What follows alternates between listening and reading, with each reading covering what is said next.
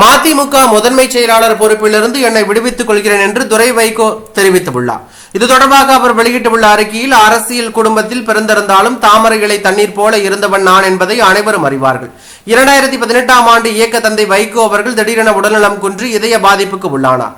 அந்த நேரத்தில் கனடா நாட்டில் எனது குழந்தைகள் படிப்புக்காக சென்று தங்கி இருந்த நான் உடனடியாக நாடு திரும்பினேன்.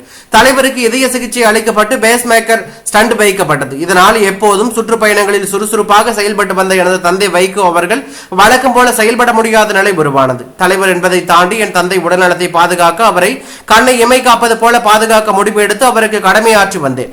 சென்னையில் நடந்த மாநாட்டிலும் தலைவருடன் இருந்து கவனித்துக் கொண்டேன். இந்த சூழ்நிலையில் தான் கழகத்தின் முன்னணி நிர்வாகிகள் தலைவர் உடல்நலமின்றி இருப்பதால் தங்கள் இல்ல திருமண நிகழ்ச்சிகளில் கலந்து கொள்ள அன்போடு அழைத்தார்கள். அதே போல கட்சியை சேர்ந்தவர்களின் குடும்பங்களில் துக்க நிகழ்வுகளிலும் பங்கு கொண்டு ஆறுதல் கூறினேன்.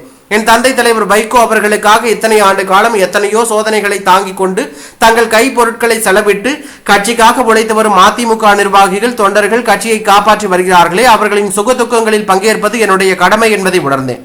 அப்படி செல்லுகிற தருணங்களில் அவர்களின் நிபந்தனையற்ற அன்பு என்னை நெகிழ்ச்சி அடைய செய்தது. தலைவர் மீது வைத்துள்ள பாசத்தால் கட்சியினரின் மீது காட்டுகின்ற நேசம் வளர்ந்தது. இந்த சூழ்நிலையில் தான் கொரோனா காலத்தில் மீண்டும் இயக்க தந்தை வைகோ அவர்கள் உடல்நலம் பாதிக்கப்பட்டார்.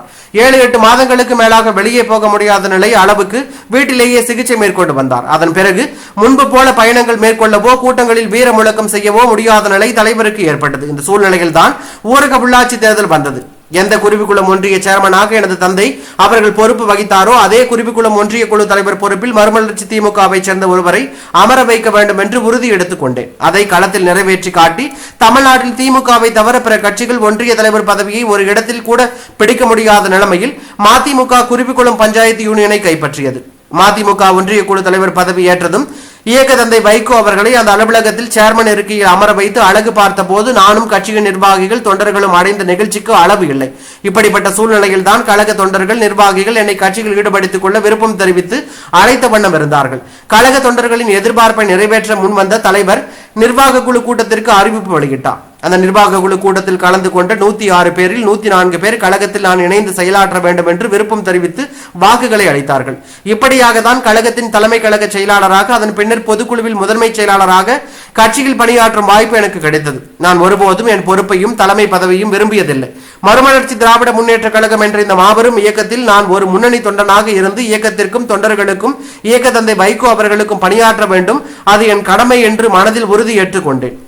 சட்டமன்ற தேர்தல் வந்தபோது கட்சிக்கு ஒதுக்கப்பட்ட 6 இடங்களில் சாத்தூர் தொகுதியும் ஒன்றாகும். அந்த தொகுதியில் நான் போட்டியிட வேண்டும் என்று இயக்க தோழர்களும் சாத்தூர் தொகுதி மக்களும் அதைவிட மேலாக கூட்டணி தலைமையும் விரும்பிய நிலையில் நான் போட்டியிடாமல் அந்த வாய்ப்பு கட்சியில் மாவட்ட செயலாளராக பணியாற்றி வரும் டாக்டர் ரகுராமனுக்கு கிடைக்க செய்தேன் என்று அவர் குறிப்பிட்டுள்ளது அரசியல் வட்டாரத்தில் பரபரப்பையும் அதிர்ச்சியும் ஏற்படுத்தி உள்ளது.